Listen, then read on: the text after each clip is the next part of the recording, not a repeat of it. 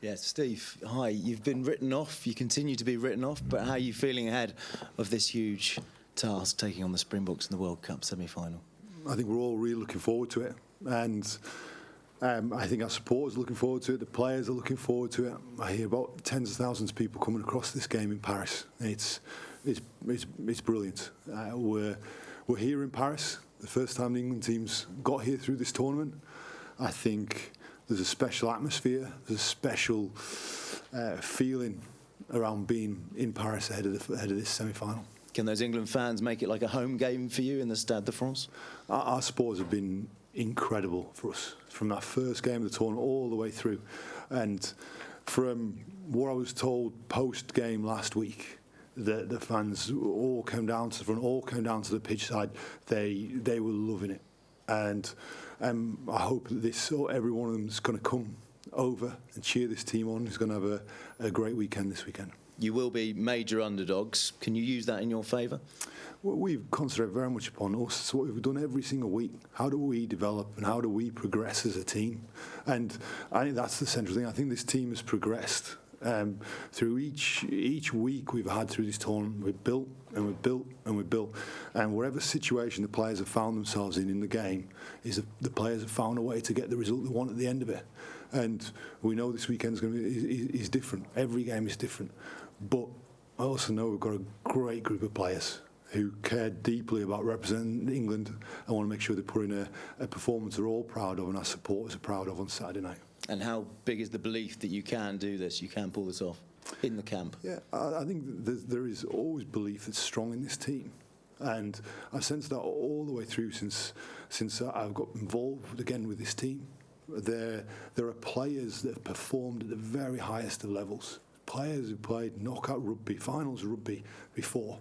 And I think they can't wait for this occasion, epitomised by the man next to me, who just in the biggest of occasions, in the big atmosphere, the big stadiums, he performs, as so many of our boys do. 3 changes to your team. Can you talk us through your thinking?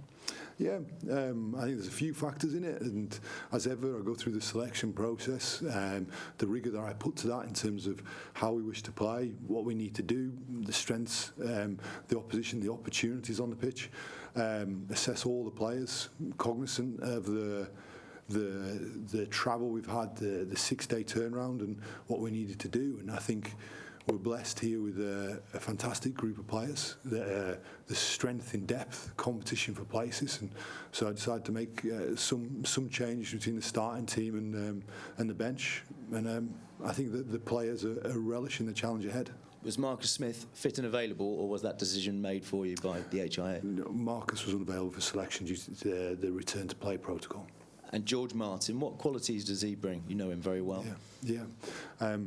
I've known him for a few years now, from a very young man to seeing somebody now who looks at home on the international stage. He's come onto the pitch as second row and 6 in this tournament. He's started a game earlier in the tournament in the pool stages, and every minute he's been on the field, he has performed. And he's performed in some big moments as well, as I'm sure you relate, at key moments for the team. He's a young man who just embraces getting onto the pitch and giving everything he can for the team. A real team man. Is he a big hitter? Does he embrace the physicality? I think the players across the board understand that that's the nature of international rugby. It's a physical game, and we play against the number 1 side in the world this weekend. And we know that the intensity of this test match is going to be incredible. And I think that's why we're looking forward to it, and all our supporters are looking forward to it. Owen, 4 years on, can you use any of those memories, those scars, to motivate you this weekend? This feels like a new challenge. This feels like a new opportunity. As you said, in 4 years, a lot happens in rugby. A lot happens in a week here. So.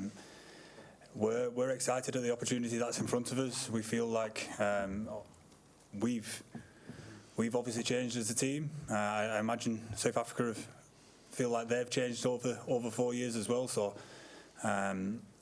we understand what task is in front of us, what a good team we're playing against, what a well-drilled team playing against. But we're excited to get out there on the field on Saturday. And what can you take from that night in Yokohama? What did you learn, and what can you take into this game? Well, as we said, that's a long time ago now. We've played each other a good few times since, and we're looking at what we can do here and now going into this Saturday. Steve, in terms of the last 2 times England played South Africa, it's sort of 1-1. So is that another reason to have optimism for this? Because obviously a lot has happened in the 4 years since the last World Cup. So to sort of characterise it as a follow-on from that wouldn't be right, would it? Because obviously a lot of water's gone under the bridge for both teams in those 4 years. And a lot has changed since the last time we played South Africa. There's a new coaching team in place here, so there's a number of players that at different times moved on now. And we're in a different context, and then we're in semi-final of the World Cup, and we know what a top quality side they are. You look at the way they have built, not just into 2019, but then post 2019 onwards over this 4 years. They've added layers to the game. They've kept a core of players together, and brought other younger players through and built their level of experience. So we know what a top quality side they are, and a great coaching team. What it means for us is we've got to be really well prepared, but you've got to focus very much upon yourselves, and that's what we've continued to do this week. And just on George, he strikes me that he's also very influential in the scrum in a similar way to Ollie as well. So is that another strength that he can bring to bear in this match? The players, the front row boys, they always talking about what they're giving the second row some pretty direct feedback on how much weight they're giving. They're usually pretty positive about the weight George Martin gives. I think he's a young man, very athletic young man, but he is one that every challenge, since I started working with him a few years ago, every challenge I've kind of put in front of him, or he's wanted in front of him, he's just embraced it and ripped right into it. So I'm looking forward to seeing him go. He's been played real well the minute to stand on the field through this tournament. And Owen, what would your message be for the team for this match? Is there something that fairly simple that you could share with us that you'll kind of deliver to them in the final build up to this? Well, we've just talked about embracing it, about trying to get the best out of ourselves in these occasions. It's not necessarily anything new, anything out of the ordinary. But as you said, as Steve's already alluded to, there's a lot of players in this team that know how to win big games, and we're looking forward to that opportunity on Saturday. Yeah, hi Steve. You've talked about the importance of game management in this tournament to getting the team in the position to win a game, particularly in the fourth quarter. What's the specific challenge that South Africa posed to you, and how you embrace that, and particularly with the way they use their bench? Yeah, so I think that South Africa pose a great deal of questions in the game, a great deal of challenges, as you'd expect from the number one side in the world. I think they've got that traditional power, set-piece power that they've had for a long time. I think then their contestable kicking game is another great strength of theirs, and I think one thing they've laid to their game over these last 4 years has been their ball movement and to the speed they have on the edges. Now, that we're going to have to combat those things to make this a contest. They impose that upon the opposition. And then they also have a squad that is jam-packed full of power and size, so that that they've got a good team to start, and they've got players coming onto the bench who are very strong. I also think we've got a pretty strong team as well. I think we've got a pretty strong bench. We know it's a fantastic challenge against the number one side in the world. I think it's a challenge we're eager to get into. And the changes you've made to the pack, particularly, is part of that a reflection of who you will have on the bench at a particular time in the game? Have you looked at that? Because you could have gone 6-2, but I don't know if it's the personnel, the players, their particular physical attributes at that moment in time.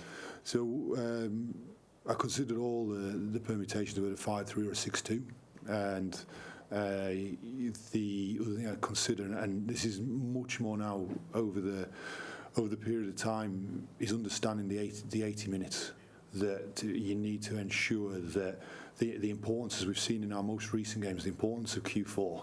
The importance, we saw that last week, we saw it the week before. So having the players that are on the bench, that are the right players to finish the game in the way you want to, and understand that you've got the players starting, the right players to start the game. And that's always the balance. I think then with that, I'm always looking physically at where all the players are at. And I feel this is the right combination of players to start and players to finish to get the performance we need. Steve, was it helpful, Razzie lending you a hand to pick your team earlier in the week? You've lost me, I'm sorry. Razzie Erasmus named your team on Tuesday for you, just as a little helpful hint and tip. You didn't see that. Did he get it right? No. Okay. So can I ask? Sorry. Yeah. No. So can I ask you about? You've already talked about George Martin specifically. Just Joe Marler starting ahead of Ellis today. You've given us some indication, but just talk a little bit more about the thought behind the loose head selections. Yeah. I think we've got 3 brilliant loose heads in here in this squad. I think Ellis has been terrific, and I thought he played really well last week. I think Joe coming back into the squad after some time away has been also an incredible influence around the group. And we've got Bevan Rod, who's a younger player, but I would have no hesitation in Bevan being in the 23 this weekend. So it's a real competitive position. Going back to the previous question, for me it's always about the balance of who's to start and who's to finish, and understanding that we need an 80-minute performance. The start's crucial, the end is vital, and we understand that. And I think I'll say our bench, the performance of our bench through this tournament has been very, very good. What I don't understand, though, is why you would necessarily start with Joe ahead of Ellis this weekend. Is Joe a better scrummager? Does Ellis offer more in the final quarter, as you call it? Give us an insight into that as much as you can. Yeah, and I think both of these players are top quality scrummagers, and I think that's really important given the strength of the South African scrum. We know that they're rated as the best scrum in the world. Every piece of information has them as the best scrum in the world. So we know that we're going to need to scrum well throughout the game. And I felt not just at the loose set, but understanding the combinations of the 2 sets of front row forwards that we have. I think that's also important. As I say, I thought Ellis was terrific last week. I think that Joe to start and Ellis to finish is the right combination this week. Great, thank you. Owen, you mentioned the big game players that you have in your squad, but for a few of the guys, this is going to be their first experience of a World Cup semi-final. So what words have you had for them, and what have you said to them about what semi-final week looks like and what to maybe expect Saturday night as they get to the stadium? Well, it's not just from me. For a start, there's a lot of people with a lot of experience in the squad, and we're pretty open. We're pretty open here. We're pretty open with our experiences. Open with how we're feeling going into this week. And what we try and do is get on the same page as a team and make sure we're on the same page so we can help each other out during the week and build into having a performance at the weekend. And there's a fair bit of excitement that comes with that. Steve's touched on the kicking battle as well. You'll likely find yourself in the backfield alongside Johnny Elliott and Freddie returning. So how have you guys analysed South Africa's kicking threat, and how are you going to look to deal with it? No, as Steve says, they're obviously that's been a massive weapon of theirs for years and years now. They've progressed it. They go a lot of contestable kicks, but not just off 9. They go across field quite a lot now, and they're lethal off turnover at times, going to kicks and getting the balls that are on the floor. And as you saw last week against France, scoring a good few opportunities off the back of that. So we've done our work. We've obviously come up with our plan to negate what we can from them, but also to be able to attack it ourselves. Does Freddie returning just give you a bit more assurance in that area, given his reputation? Well, I think the thing about Freddie is everybody knows how good he is in the air, and everybody knows what a fantastic player he is in general. But it's the want to do it, the want to be in those battles, the want to go and get the ball back for his team, the want to diffuse what's coming our way as well, and that's he's one of the best in the world at it, and that's the way I would be if I was him as well. Steve. Hello. In the current rugby, it's not very common to watch hooker playing 80 minutes per game. Jamie George did it during the 2 last game. Does it mean he's different, he's not human, or you don't trust Theodan, who are maybe too young for this kind of fight? First thing I'll say is that Jamie always... Jamie's... The engine he has is phenomenal. And I know he's an incredible runner. So I know from a fitness point of view, Jamie's always got 80 minutes, and I want all my players to be able to play 80 minutes. And it's whether I choose to play 80 or not. And I think one of the things that's not often talked about with Jamie is what a great leader he is. And I think we've got an excellent density of leaders within our squad. And I think there's been some moments in the last couple of games that he's been really influential, and from a leadership perspective as well as his own personal performance. And I felt the right thing to do to keep him on the pitch. But I'd want all my players to have the ability to play 80 minutes. Hi, Steve. Could you just explain to us what happened with Marcus over the last few days? Was he ruled out yesterday, or was it earlier than that? It was earlier. It was earlier in the week. He took the knock in the game, as you're well aware. He passed the first parts of the HIA process, which meant he finished the game, and then the subsequent parts of the HIA process, and one part of that he did not pass, and then it was confirmed to me he was unavailable for selection, and yeah. Is he okay? Like, he's obviously disappointed to miss such a big game. He's perfectly fine in terms of symptoms, and he doesn't feel anything, and to understand we'd expect him to be available for selection after this weekend.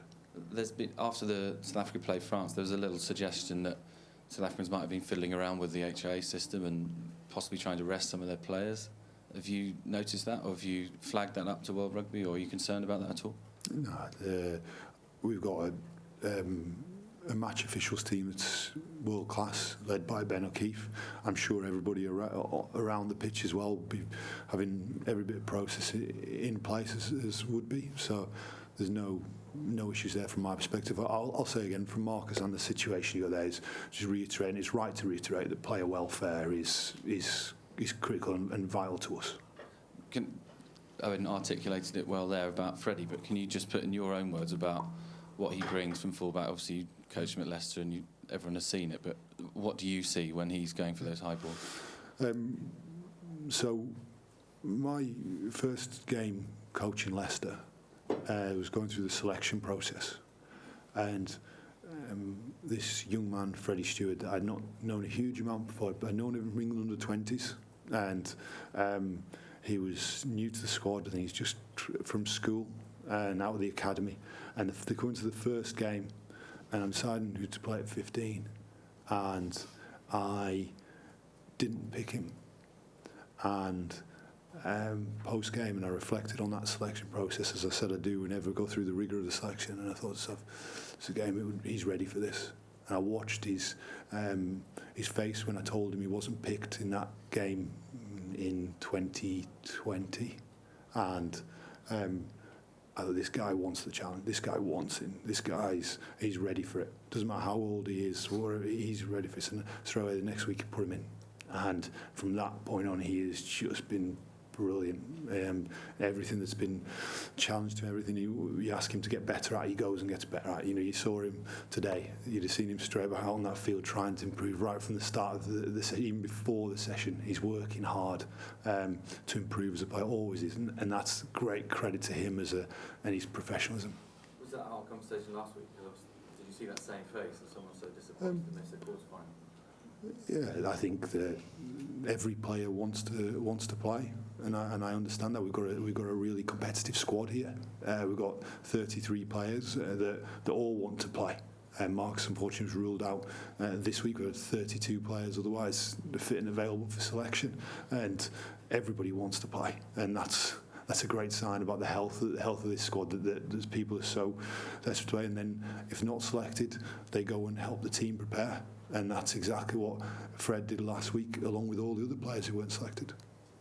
Martin, then yeah. then Chris. Then Hi, Steve, over here to your right, just. Sorry. When Ben was in a few minutes ago, he said that you prophesied these games, that you predicted from that it might be South Africa. Is that right? And also, when did you sense that was going to happen, that things were going in the right track from your side's point of view? Well, I think we, before the tournament started, way back in July, when I talked to the players, I talked about what we can control, and I talked about the journey. I talked about the experience I had talking to other coaches from rugby and from other sports that had been to World Cups and how they'd approached it. And one of the big things is making sure that you build your team. Make sure you continue to build the strengths of your team and how you want your team to play. You can't concern yourself about anybody else. And laid out the path of what we've got to do. And it was very clear that's the path we've got to do. And as I talk about the short-term nature of it has meant we've had to go and get stuck straight into building this team. And the players have embraced that, and they've gone on with building this team. And here we are today, a couple of days out from a World Cup semi-final against the world number 1 team. And what a position to be in. Can I just quickly then ask you as manager, coach, you as captain, what it will mean to send a team out to a World Cup semi-final, to lead a team out for a World Cup semi-final, the feeling, the emotion, the sense of, I guess, pride and camaraderie you have? Yeah, no, it's obviously a massive honour. We've already talked about how the crowds have been building over the course of this tournament and how much support we have coming out this weekend and what that means to them. We've seen this team build over the past. When did we first get in now, Steve? Start of July. We've seen this team build, and it's been through a lot over that time.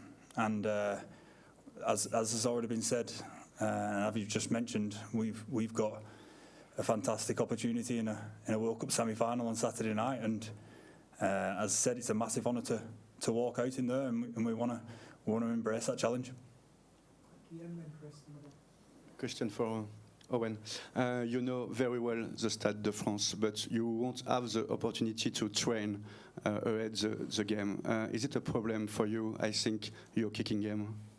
No, it shouldn't be. No, we had the same case last week, and I'd never played at the Stade Velodrome before, so it's no different. So hopefully the posts are pretty similar. Yeah. Steve, hi. What sort of Christ, that's not good. I'll start again. Steve, hi. What sort of insight has Aled Walters managed to offer you this week, having been involved with the Box in 2019, about what their mindset is going into a game against England, their attitudes, just any little detail he can provide that's given you a little advantage? Well, I think one of the really great things, and as I reflect on it, is that I managed to prize him away from the Springboks at the start of 2020 and join us at Leicester and then now join us at England. So as Owen's described, 4 years is a long time in rugby. 4 weeks is a long time in rugby. So I think they've changed. Whilst the coaching team has been consistent with Razzie and Jacques and Felix, they've changed. So we understand that, and he's fully invested in helping us build our game. Thanks, everyone. Thank you.